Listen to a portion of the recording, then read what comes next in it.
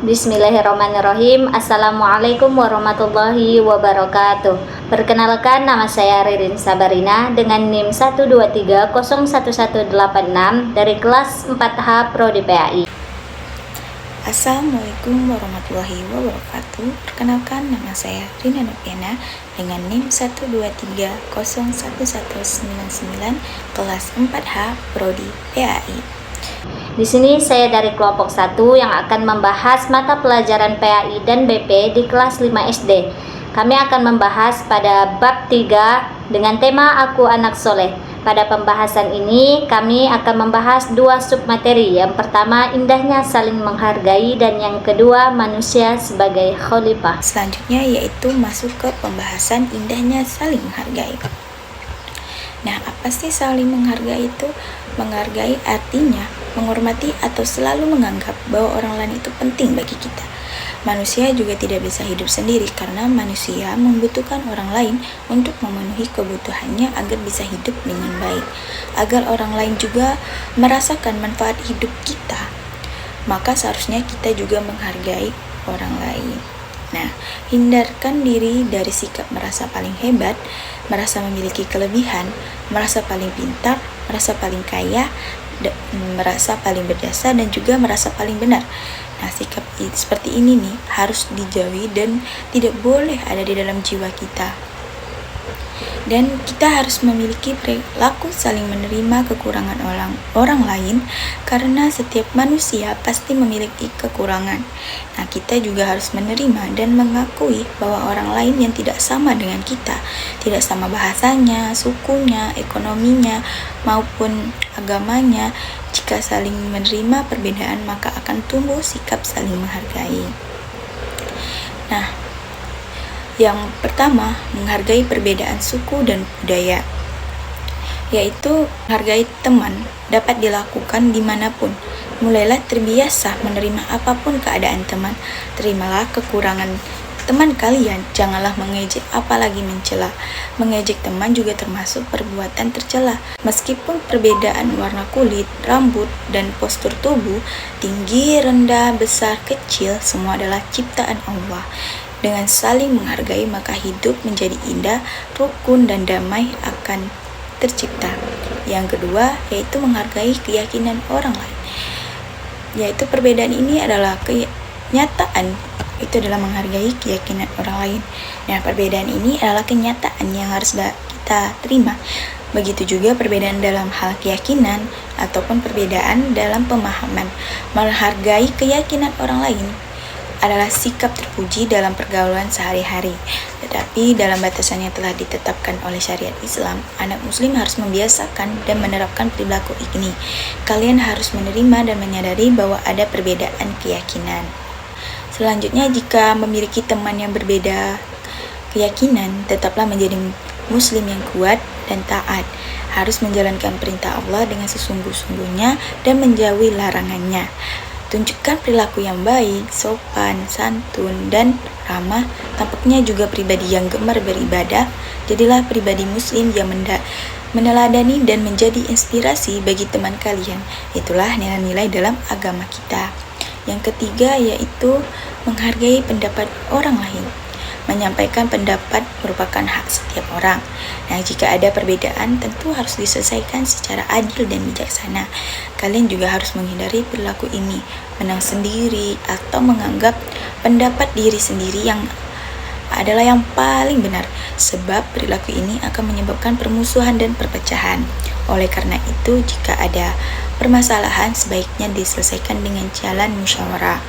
Bermusyawarah dalam menyelesaikan masalah diperintahkan oleh Allah sebagaimana tercantum di dalam Al-Quran surah Asy-Syura ayat 38. Nah, sikap menghargai pendapat orang lain merupakan perilaku yang terpuji yang dapat menciptakan kerukunan dan kedamaian. Nah, mungkin ada beberapa contoh sikap menghargai perbedaan pendapat, yaitu yang pertama, tidak menghina dan mengejek pendapat orang lain. Yang kedua, biasakan diam saat orang lain sedang berbicara dan didengarkan dengan baik. Ketiga, hindari menyalahkan pendapat orang lain dan menganggap pendapat kita itu yang paling benar. Yang ketiga, jika pendapat temanmu lebih baik, maka harus kalian hormati. Yang terakhir, hasil musyawarah harus diunjung tinggi dan dilaksanakan oleh semua anggota meskipun tidak sama dengan pendapatmu. Nah, yang keempat yaitu menghargai perbedaan. Sebagaimana anak muslim yang baik tentu bisa menerima dan memahami adanya perbedaan. Sikap ini harus dibuktikan dalam kehidupan sehari-hari.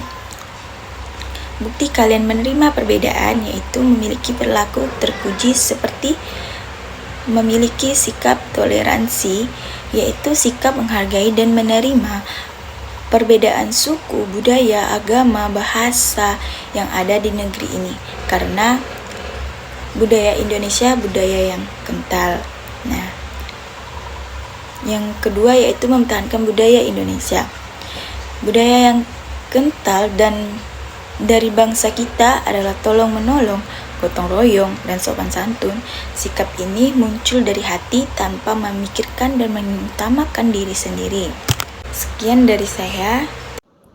Baik, saya akan melanjutkan materi yang telah dipaparkan oleh rekan saya yaitu Rina Noviana. Untuk materi selanjutnya yaitu mengenai manusia sebagai khalifah.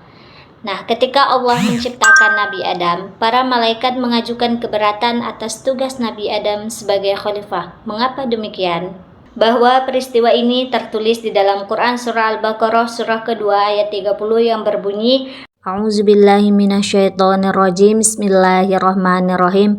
Wa idz qala rabbuka lil malaikati inni ja'ilun fil ardi khalifah qalu ataj'alu fiha man yafsidu fiha wa yasfikud dima wa nahnu nusabbihu bihamdika wa nuqaddisu lak qala inni a'lamu ma la ta'lamun. Shadaqallahul azim. Artinya, dan ingatlah ketika Tuhanmu berfirman kepada para malaikat, Aku hendak menjadikan khalifah di bumi. Mereka berkata, apakah engkau hendak menjadikan orang yang merusak dan menumpahkan darah di sana, sedangkan kami bertasbih memujimu dan menyucikan namamu? Dia berfirman, sungguh aku mengetahui apa yang tidak kamu ketahui. Quran Surah Al-Baqarah surah kedua ayat 30. Yang selanjutnya, pembahasan mengenai pengertian khalifah. Khalifah adalah pemimpin untuk mengurus bumi, untuk melaksanakan perintah-perintahnya dan memakmurkan bumi serta memanfaatkan segala isinya. Tentu ini tugas yang berat bagi manusia, tetapi Allah memastikan bahwa manusia mampu mengurus bumi ini menjadi lebih indah dan damai. Kemudian pembahasan yang kedua yaitu mengenai tugas-tugas manusia sebagai khalifah. Khalifah itu adalah diri kita sebagai manusia. Tentu sebagai manusia memiliki tugas yang dipertanggungjawabkan kepada Allah Subhanahu wa taala. Adapun tugas-tugas utama sebagai khalifah antara lain sebagai berikut. Tugas manusia sebagai khalifah yang pertama ialah terus belajar untuk memperluas ilmu pengetahuan. Allah memerintahkan kepada kita untuk terus belajar sepanjang hayat. Belajar dan terus belajar itulah tugas kita. Dengan belajar kita akan semakin mampu menghadapi tantangan kehidupan. Nabi Muhammad SAW berpesan melalui hadisnya, siapa yang menginginkan dunia, maka dengan ilmu. Siapa yang menginginkan akhirat dengan ilmu, dan siapa yang menginginkan kedua-duanya, maka dengan ilmu. Tugas manusia sebagai khalifah yang kedua yaitu menjaga akal pikiran dan hati nurani untuk mengabdi kepada Allah. Allah telah memberi kenikmatan yang istimewa untuk manusia, yaitu berupa akal dan pikiran. Sebagai bentuk rasa syukur, maka seluruh kehidupan ini kita serahkan kepada Allah Subhanahu wa taala. Sebagai individu, kita akan mempertanggungjawabkan pemberian Allah seperti kesehatan, ilmu, dan harta. Tugas manusia sebagai khalifah yang selanjutnya ialah mewujudkan masyarakat yang adil, saling menolong, menjaga persatuan dan kesatuan. Sebagai anggota masyarakat, kita tidak boleh egois yang hanya memikirkan kepentingan diri sendiri saja. Allah menugaskan manusia untuk menciptakan masyarakat yang adil, makmur, dan tetap rukun dalam kebinekaan. Selanjutnya, tugas manusia yang terakhir yaitu menjaga alam agar tetap lestari. Manusia bertanggung jawab menjaga alam dari kerusakan. Kerusakan alam dapat menimbulkan bahaya dan malapetaka bagi penghuninya. Indonesia adalah negeri yang kaya dengan pesona alam yang indah, flora dan fauna yang beragam, aneka tambang, gas bumi, dan sebagainya. Itu semua adalah pemberian dari Allah. Karena itu, kita harus menjaga dan memanfaatkan dengan sebaik-baiknya. Sekian, terima kasih. Ini saja yang dapat saya dan rekan saya Rina Noviana sampaikan. Jika ada kekurangan itu datangnya dari kami sendiri, dan jika ada kelebihan itu datangnya dari Allah Subhanahu wa taala. Akhiron, wassalamualaikum warahmatullahi wabarakatuh.